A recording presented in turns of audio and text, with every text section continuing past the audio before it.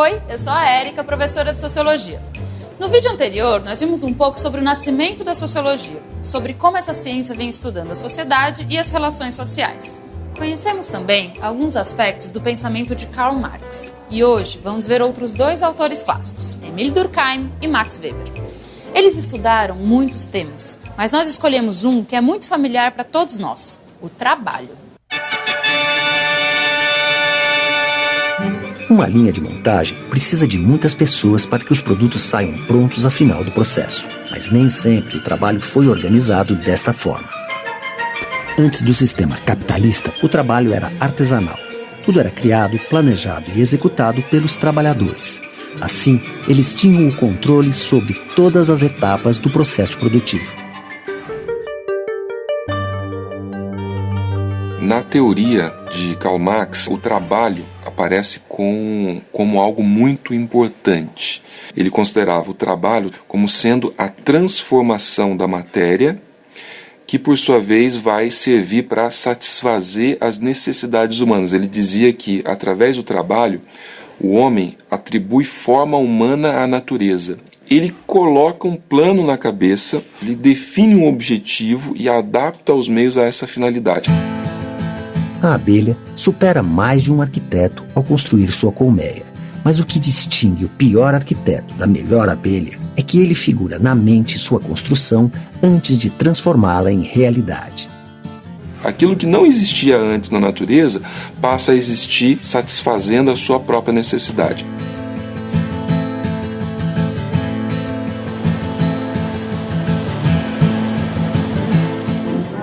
Mas a organização do trabalho vai sendo alterada e cada trabalhador passa a executar uma tarefa. É o chamado trabalho especializado. Para o Marx, no capitalismo, os trabalhadores perdem o conhecimento sobre todas as etapas do processo de produção. Conhecem apenas aquela tarefa que executam. Com isso, podem ser mais facilmente substituídos. Vários pensadores colaboraram para que o tema do trabalho ganhasse outros sentidos. Um deles foi o francês Émile Durkheim, é um clássico da sociologia. Durkheim nasceu na França no século XIX, em 1858. Seus estudos foram feitos num período de muitas crises econômicas, desemprego, greves e formação de sindicatos. Mas também uma época de grandes avanços tecnológicos, como a utilização do petróleo e da eletricidade como fontes de energia. Ao contrário do Marx, o Durkheim não acreditava que eram só os interesses econômicos que estavam na raiz dos problemas da sociedade daquele tempo. Para entender um pouco mais sobre o pensamento dele, a gente vai ver mais um vídeo. Sem dúvida há divergências em relação a Durkheim e Marx. Onde o Marx vê mais o conflito direto, Durkheim está pensando condições da própria solidariedade, de que haja, de alguma forma, complementaridade entre trabalho, num certo sentido capital, mas sobretudo entre pessoas que desempenham diferentes funções na sociedade. Isso quer dizer que cada vez mais na sociedade moderna um indivíduo depende do trabalho do outro, sozinho ele não consegue existir. Então, como para além dos conflitos que essa divisão coloca, ela também seria a possibilidade de solidariedade social, de uma moral, de uma ideia de que eu preciso do outro. É claro que se eu não distribuo riqueza, se a desigualdade é muito grande, sem dúvida ele percebe que essa sociedade seria perpassada por revoluções, não se constituiria enquanto tal. Mas a pergunta dele me parece que é sobretudo essa sociedade dividida em funções diversas, ela pode ser sociedade? Para além da competição econômica, essa sociedade cria algum tipo de vínculo? Ele acredita que sim, não que crie um vínculo automático. Como perceber, por exemplo, que um setor está fazendo greve, mas ele é essencial para que eu possa chegar no trabalho, né? Pensando, por exemplo, a questão do transporte. Então, não necessariamente ele está negando tudo o que Marx diz, mas tentando pensar um outro lado, né? Esse da complementaridade das tarefas.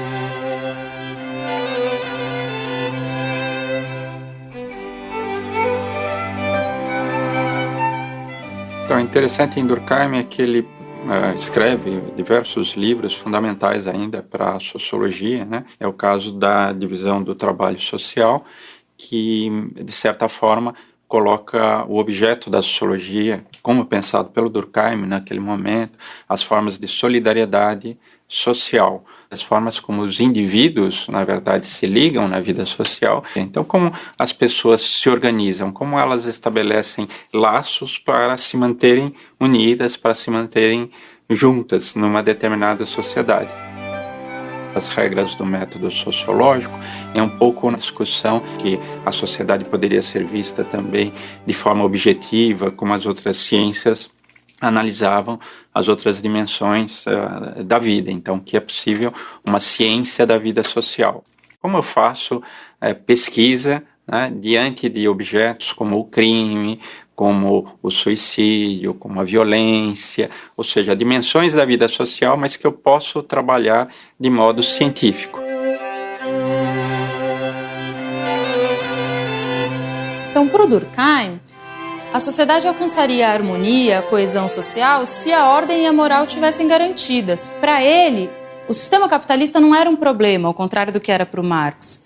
Para ele, a divisão do trabalho organizava a sociedade, e a diferença entre os homens era quase natural. Muito diferente do que pensava Max Weber, que é outro clássico da sociologia. Max Weber nasceu e viveu na Alemanha, um país que demorou um pouco mais para entrar no sistema capitalista. A classe trabalhadora defendia seus direitos políticos e sociais de forma organizada, enquanto a burguesia tentava controlar todo o sistema por meio da burocracia. A ideia interessante do Weber é justamente essa, ou seja, o que levou na nossa sociedade essa valorização da busca de riqueza, mas uma busca de riqueza organizada, sistemática, ou seja, em vários momentos da história você tem pessoas interessadas em acumular riqueza, mas o capitalismo é algo diferente, é uma espécie de disciplina da acumulação de riqueza, ou seja, a pessoa acorda todo dia para ganhar dinheiro só com o objetivo de ganhar mais dinheiro. O trabalhador, ele faz isso obrigado, digamos assim, pelo sistema, porque se ele não trabalhar, ele não vai conseguir o dinheiro necessário para a sua subsistência.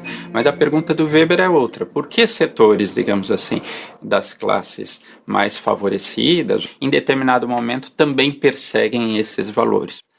Daí a ideia dele é que, de certa forma, o que dava sentido à existência da maior parte das pessoas era a religião. Então, buscando na religião justamente aquelas seitas que, em determinado momento, passam a valorizar a acumulação de riquezas como um sinal de redenção, de salvação, eu teria uma pista para compreender justamente como essa, digamos assim, ideologia da acumulação de riquezas surgiu num mundo que ainda não era esse nosso, do capitalismo.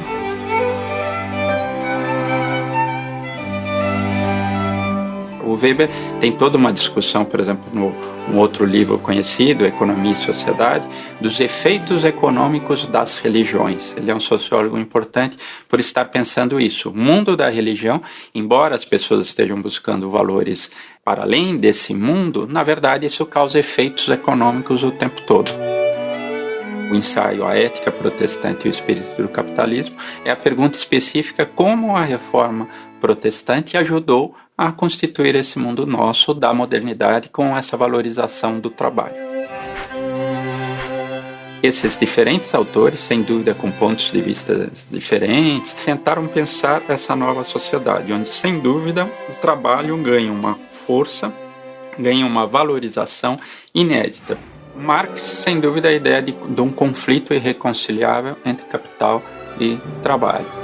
Durkheim, sobretudo, da ideia da especialização do trabalho, mas gerando possibilidades de solidariedade. E Weber, sobretudo, pensando os motivos que permitiram que as pessoas, no seu dia a dia, adotassem condutas de valorização do trabalho, mas enquanto trabalho sistemático e acumulação de riquezas.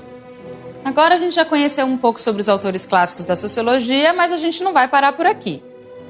Ainda temos muito a aprender sobre a sociologia. Até o próximo encontro.